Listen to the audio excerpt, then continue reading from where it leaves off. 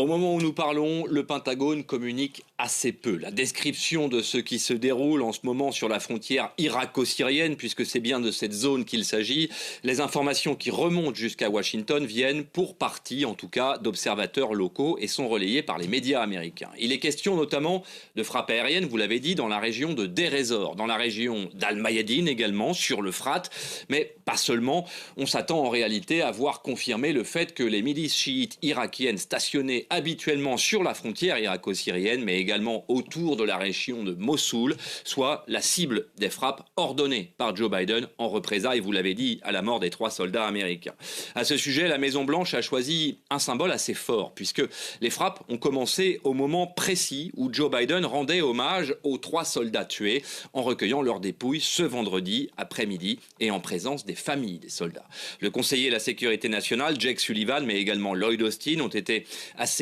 transparent ces derniers jours sur la fermeté de l'intention américaine de procéder à des représailles par une succession d'actions visant au moins les alliés de l'Iran dans la région. Une succession d'actions qui ne sont bien entendu pas limitées dans le temps et au moment où nous parlons, qui pourraient s'étendre d'ailleurs au territoire iranien. Ce qui est certain, c'est que la tension est montée d'un cran ces derniers jours au sein des états-majors américains, ici aux États-Unis, au Pentagone, mais également sur les bases américaine au Moyen-Orient. L'opération en cours, et qui, on l'a dit, était attendue, semble d'ailleurs ne pas être qu'une opération américaine, puisque le Pentagone confirme le déploiement d'appareils de la Royal Air Force britannique, pour le moment essentiellement des avions ravitailleurs, connus pour leur interopérabilité avec les aéronefs américains. On l'a dit, même si le Pentagone communique peu, le secrétaire à la Défense a bien confirmé que l'US Air Force était engagée simultanément en Irak et en Syrie, ce qui est une première,